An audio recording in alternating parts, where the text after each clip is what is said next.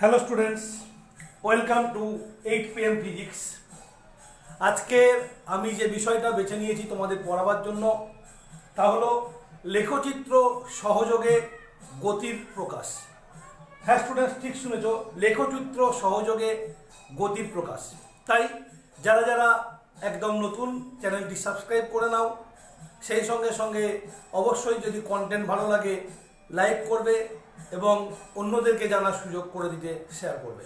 চলো শুরু করা যাক। লেখচিত্র কথাটা আমরা অনেক ছোটবেলা থেকে অঙ্কে পড়ে আসছি।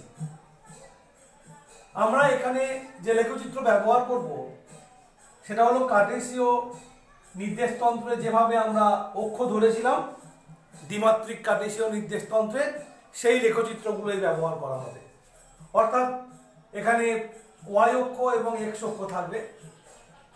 গতীয় সমীকরণগুলো যদি আমরা খেয়াল করি বা গতীয় রাশিগুলো যদি আমরা খেয়াল করি তাহলে আমরা বলতে পারি যে কোনো গতীয় রাশি টাইমের অপেক্ষক, সময়ের অপেক্ষক, টাইম ডিপেন্ডেন্ট।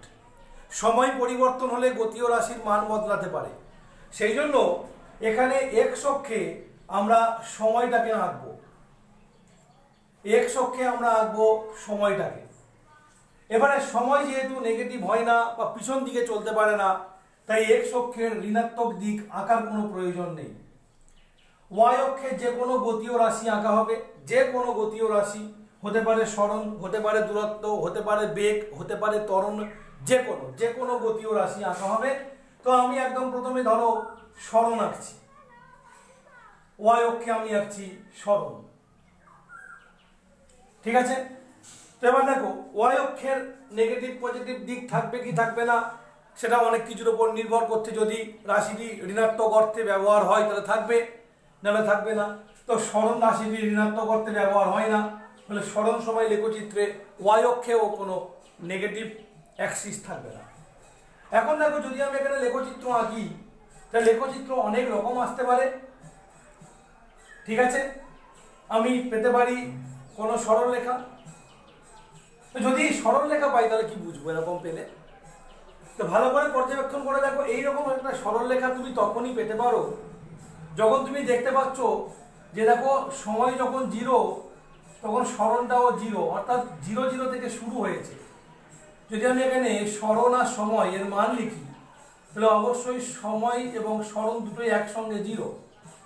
তারপরে দেখো এই যে বিন্দুটা যেটা দেখাচ্ছি আমি, এর স্থানাঙ্ক যদি বোঝার চেষ্টা করি, এখান থেকে যদি আমি এক্স অক্ষের উপর লম্বটা নিয়ে দেখতে পাচ্ছি এর সময় স্থানাঙ্ক কিছু একটা আছে, সেই সঙ্গে সঙ্গে সরণের স্থানাঙ্ক কিছু একটা আছে, অর্থাৎ দুটো কোনোটা 0 নয়। আর এই বিন্দু স্থানাঙ্ক কত? এরকম হতে পারে যে t = 2, s = 3 হতে পারে।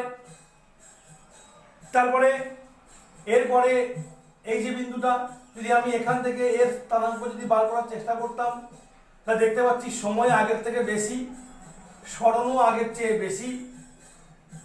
হয়তো এরকম যে t = 4, s = 6, এরকম কোনো একটা বিন্দু হলো এটা।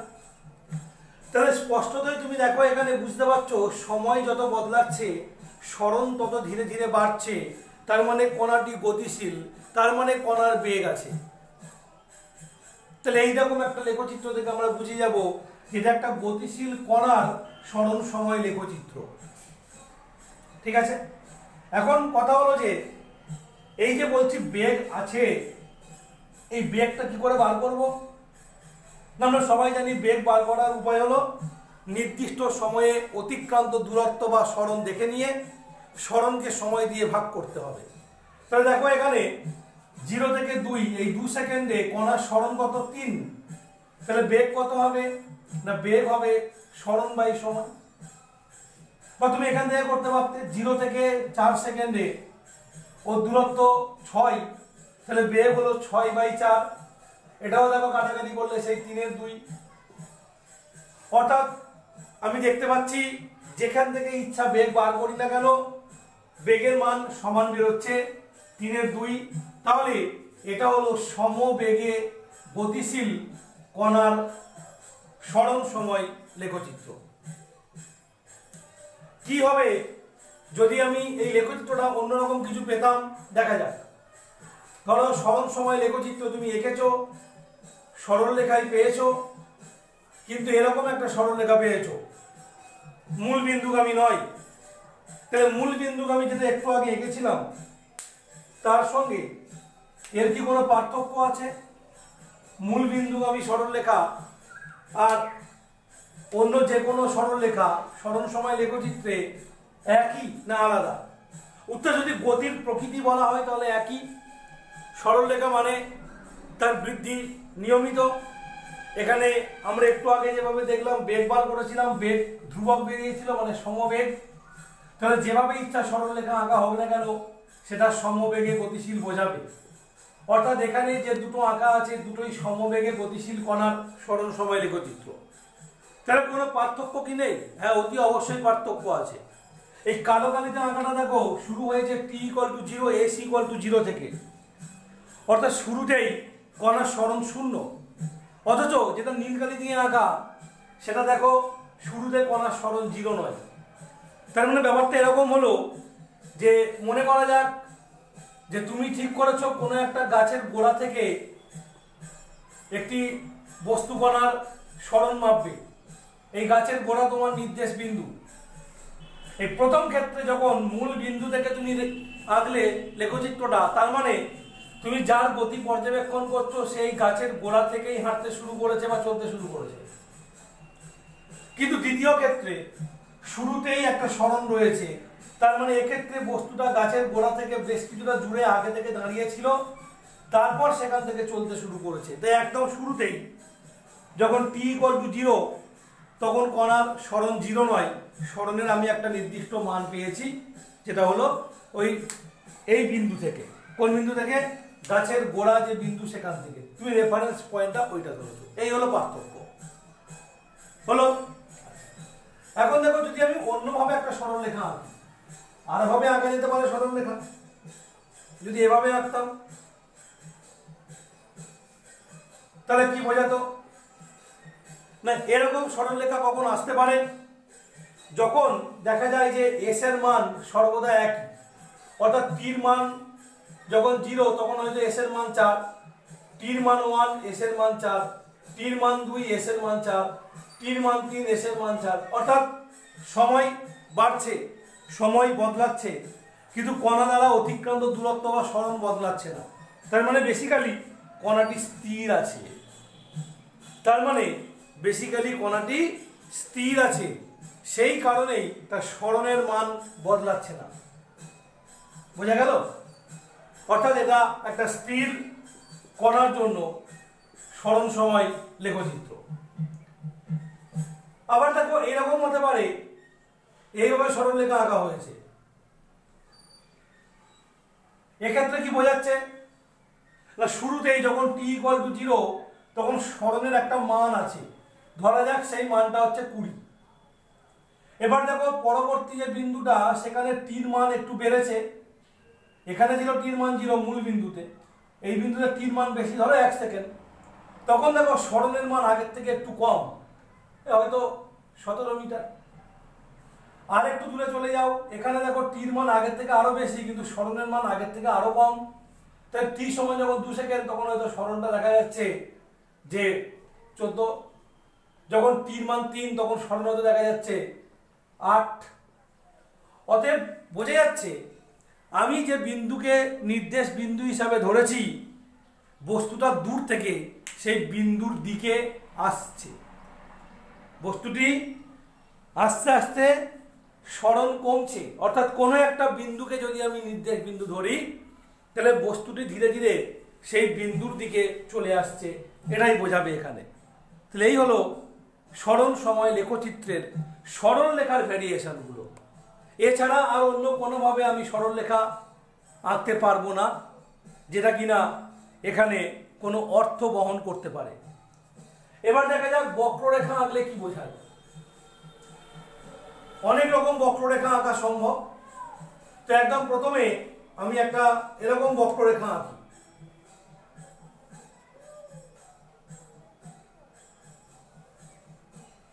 এটা কি বোঝাচ্ছে? না, এটুকু বোঝা যাচ্ছে লেখচিত্র দেখে যে যখন সময় 0 ছিল তখন সরণটা 0, কিন্তু সময় যখন বেড়েছে সময় যখন একটু একটু করে বাড়ছে, স্মরণ কিন্তু আর জিরো নয়, স্মরণও বাড়ছে। তার মানে কণাটি গতিশীল, অতএব কণার বেগ আছে। কিন্তু ভালো করে খেয়াল করে দেখো, এই যে আমি ভাগ করে নিয়েছি নির্দিষ্ট স্লটে সময়টাকে, দেখো প্রথমে স্মরণ বেড়েছে কতটুকু, জাস্ট এইটুকু। দ্বিতীয়বারে স্মরণ দেখো অনেকটা, তো প্রথম থেকে দ্বিতীয়বারে কতটুকু বাড়লো, এতটা বাড়লো। বুঝতে পারছি, পরের দিকে ভালো বুঝতে পারবে। দেখো তৃতীয় স্লটে মানে 3 সেকেন্ডের স্মরণ এই পুরোটা, এই যে 2 থেকে 3 এই সময়ের মধ্যে স্মরণ কতটা হয়েছে, তাহলে এটা বাদ দিয়ে দেবো, 2 সেকেন্ডের স্মরণটা বাদ দিয়ে দেবো, ছবি এঁকেই বাদ দিয়ে, এটা বাদ দিলে কতটুকু, এইটুকু। এটা কেবলমাত্র 2 থেকে 3-এর মধ্যে বস্তু কণার স্মরণ। এবার দেখো চতুর্থ সেকেন্ডের স্মরণ কতটা, এতটা। এই ছবি বলছে এতটা স্মরণ হয়েছে। এখন প্রথম থেকে ধরলে এতটা, তো 3 সেকেন্ডের পর থেকে স্মরণ কতটা, না 3 সেকেন্ডে যে স্মরণটা ছিল সেটা বাদ দিই, এটুকু 3 থেকে 4 সেকেন্ডের মধ্যে। ঠিক এভাবে তুমি করে যাও, এটা 4 থেকে 5-এর মধ্যে, তারপরে এটা 5 থেকে 6-এর মধ্যে, তারপরে এবার এটা 6 থেকে 7-এর মধ্যে, তারপরে 7 থেকে 8-এ এটা, 8 থেকে 9-এ এটা। তো দেখো ভালো করে, তো যদি আমি প্রত্যেক সেকেন্ডে যতটা করে স্মরণ বেড়েছে তার হিসেব করি, দেখো দেখা যাচ্ছে যত সময় গড়াচ্ছে তত ও আরো বেশি বেশি করে পথ অতিক্রম করছে। মানে আগে অল্প সময়ে অল্প পথ যাচ্ছিল, এখন সময় যত বাড়ছে 1 সেকেন্ডে আগের থেকে বেশি পথ যাচ্ছে, মানে ওর বেগ আগের থেকে বেশি, তার মানে ওর ত্বরণ আছে। তাহলে এরকম লেখচিত্র আঁকলে বোঝাবে ত্বরণ অথবা মন্দন আছে। তো এটা ত্বরণ বোঝাচ্ছে, কারণ যত সময় বাড়ছে তত 1 সেকেন্ডে অতিক্রান্ত দূরত্ব বাড়ছে। তো তোমরা যদি কোনো বক্ররেখা লেখচিত্র দেখতে পাও, কি করে ঠিক করবে তার ত্বরণ না মন্দন আছে, আমি এখানে আঁকছি। দেখো যেমন এটা আঁকলাম, এটা বুঝিয়ে দিয়েছি কেন ত্বরণ। আর একটা ত্বরণ এঁকে দেখানো যাক।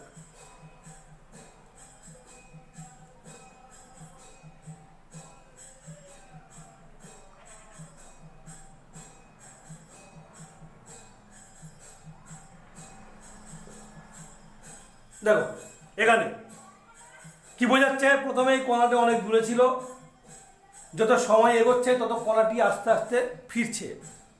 তুমি ভাবতে পারো যে ধরো মাটি থেকে 100 মিটার ওপরে কোনো একটা বস্তু ছেড়ে দেওয়া হচ্ছে, তুমি মাটি থেকে হাইট পেয়েছে 100, ছেড়ে দেওয়ার পরে দেখো হাইটটা কমবে 90, 80, 70, 60 করতে করতে করতে করতে যে মুহূর্তে মাটিতে পড়বে তার হাইট হবে 0। তাহলে এইটাকে ভাবা যায়। তো এখানে কণার ত্বরণ আছে না মন্দন আছে। তো দেখো এইখানে যদি আমি নির্দিষ্ট সময় অন্তর অন্তর কতগুলো করে ভাগ করে নিই, এরকম করে ভাগ করে নিলে একটা জিনিস বলতে পারি, যখন সময়টা 0 ছিল তখন কণার স্মরণ এই পুরোটা একদম, এই যে ও থেকে একদম এই পর্যন্ত, ধরো এই পর্যন্ত। যখন সময়টা 1 সেকেন্ড তখন তার স্মরণ কোনটা, এই যেটা।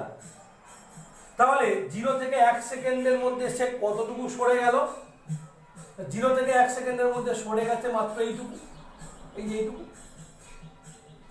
এবারে এই 1 থেকে 2 কতটা সরে গেছে, এইটুকু। 2 থেকে 3 এই যে এতটা। 3 থেকে 4 এতটা। 4 থেকে 5 এতটা। তো ভালো দেখতে পাচ্ছ, ক্রমশ যত সময় বাড়ছে তত প্রত্যেক সেকেন্ডে কণা দ্বারা অতিক্রান্ত স্মরণ বেড়ে চলেছে। তার মানে কণার বেগ ক্রমশ বাড়ছে, মানে কণার ত্বরণ আছে। ক্লিয়ার? এবারে তুমি এইভাবে যখন ছবিটা আঁকবে তাহলে বুঝতে পারবে মন্দন আছে। দেখো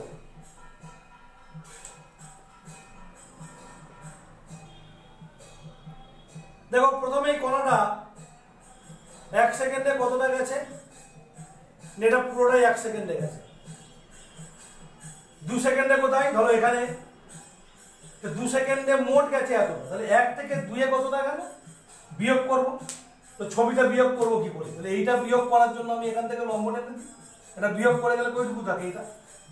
তাহলে প্রথম 1 সেকেন্ডে গেছে এতটা, পরের 1 সেকেন্ডে এসছে এইটা, তারপরের 1 সেকেন্ডে দেখো কত কমে গেল, তারপরের 1 সেকেন্ডে দেখো আরো কমে গেল। অর্থাৎ যত সময় এগোচ্ছে ততই প্রত্যেক সেকেন্ডে অতিক্রান্ত দূরত্ব কমে যাচ্ছে, মানে বেগ ধীরে ধীরে কমে যাচ্ছে। তাহলে এই কণাটি, যে কণাটির লেখচিত্র আমি এখানে এঁকেছি, সেই কণাটি মন্দনে চলছে। ঠিক তেমনি করে যদি এরকম আঁকতাম তাহলে কি হতো, তাহলেও মন্দন বোঝাতো।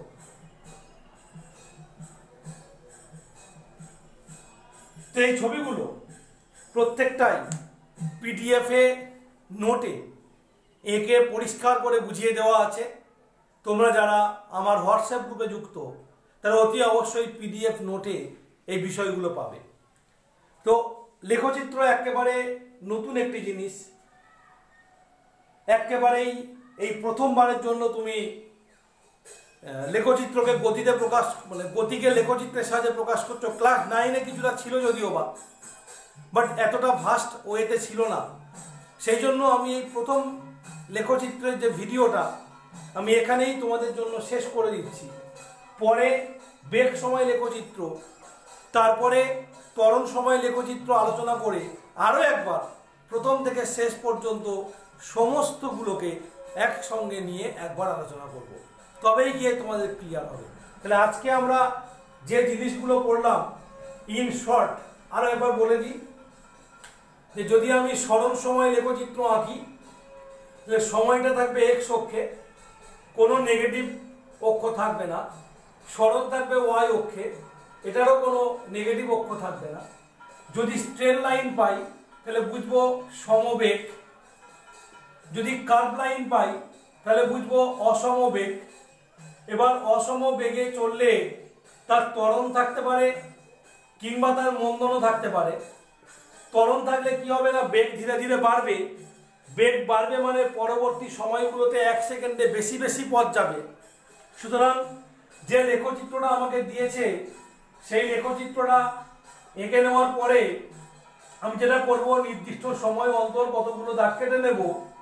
দাগ কেটে নিয়ে জাস্ট বোঝার চেষ্টা করব যে প্রথম সেকেন্ডে যতটা গেছে দ্বিতীয় সেকেন্ডে তার থেকে বেশি গেছে না কম গেছে।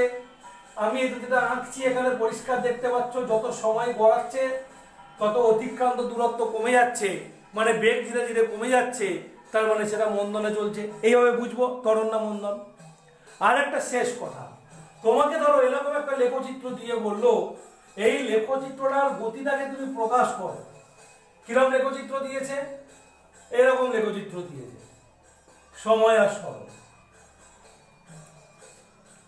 কি করে প্রকাশ করব? দেখো এই পর্যন্ত তাও ঠিক আছে, যে ঠিক আছে যখন প্রথমে কণাটা চলছে প্রথমে অল্প অল্প পথ যাচ্ছে, পরে পরে ধীরে ধীরে পথ বাড়ছে, কিন্তু এই যে এ বিন্দু, এই যে মাথাটা, তারপরে আমি এইগুলোকে ব্যাখ্যা করতে আর পারবো না। তার কারণ সময় নেগেটিভ হয়ে যাচ্ছে, পিছন দিকে হাঁটছে, সময় কমছে। সময় কখনো কমতে পারে না। সো এই ধরনের লেখচিত্র হতে পারে না। এমন কোনো লেখচিত্র তুমি আঁকতে পারবে না যে লেখচিত্রে সময়টা পিছনের দিকে রান করছে। সেগুলো কিন্তু সঠিক লেখচিত্র নয়, সেগুলো সব ভুলভাল লেখচিত্র। ফলে এইগুলো কিন্তু চলবে না, ওই লেখচিত্রগুলো বাদ হয়ে যাবে। যদি এরকম একটা লেখচিত্র আমাকে আঁকতে এঁকে দিত, দিয়ে বলতো এই লেখচিত্রটা কোন ধরনের গতিকে প্রকাশ করছে, সরণ সময় লেখচিত্র, মাঝখান থেকে ভাগ করে দিই, তো স্পষ্টতই আমি দেখতে পাচ্ছি যে প্রথমের দিকে বা প্রথম অর্ধেকে দেখো যত সময় বেড়েছে অতিক্রান্ত দূরত্ব কমে গেছে, তার মানে এটা মন্দনে চলেছে। এবার এই মন্দনটা সমমন্দন না অসমমন্দন সেটা বোঝার উপায় আমাদের এই লেখচিত্র থেকে নেই, সেটা অন্যভাবে আমাদেরকে বুঝতে হয়। এবারে সেকেন্ড ধাপে দেখো, আবার যদি এরকম করে ভাগ করি তাহলে পরিষ্কার দেখতে পাবো যে প্রথমের দিকে অল্প অল্প পথ যাচ্ছিল, যত সময় বেরোচ্ছে বাড়ছে তত বেশি বেশি করে পথ যাচ্ছে, তার মানে এবারে ওর ত্বরণ আছে। তার মানে এবারে ওর ত্বরণ আছে। এটা প্রকৃতপক্ষে মাটি থেকে কোনো বস্তুকে ওপরের দিকে ছুঁড়ে দিলে সেই বস্তুর সরণ সময় লেখচিত্র এটা হয়। বস্তুটা প্রথমে বেশ কিছুটা সরণ লাভ করে, তারপরে কমতে কমতে কমতে কমতে সরণ আবার শূন্য হয়ে যায়। প্রথমে তার মন্দন থাকে, আর যখন পড়ে তখন তার ত্বরণ থাকে। তাহলে আশা করি স্মরণ সময় লেখচিত্র সম্পর্কে একটা স্পষ্ট ও স্বচ্ছ ধারণা আমি তোমার মনে তৈরি করতে পেরেছি। পরবর্তী ভিডিও পাওয়ার জন্য অতি অবশ্যই এই ভিডিও লাইক করতে থাকো এবং আমি আশা রাখছি তোমরা অতি অন্ততপক্ষে 20টা লাইক এই ভিডিওতে দেবে। তাহলে পরে ভিডিও খুব শিগগিরই পেয়ে যাবে। আজকে রাত 8টায় এই ভিডিও, নেক্সট ভিডিও খুব শিগগির পাবে, সেটাও লেখচিত্রের উপরে।